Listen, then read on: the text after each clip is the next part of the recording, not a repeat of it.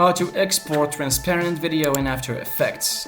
Hey everyone, in this quick tutorial I'll show you how to export a transparent video in After Effects. Perfect for overlays, animations and logos.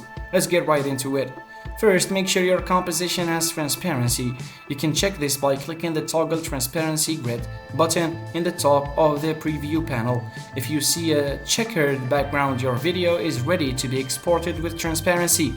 Now go to File, Export at Render Queue.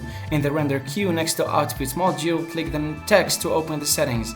In the Format drop-down, choose QuickTime, then under Channels, make sure to select RGB plus Alpha.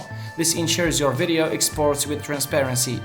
Next, choose where you want to save your video by clicking Output to and picking a destination folder, and once everything is set, click Render, and After Effects will now export your video with a transparent background, ready for you to use. And that's it, you've successfully exported a transparent video. Don't forget to like and subscribe for more After Effects tips. Thanks for watching.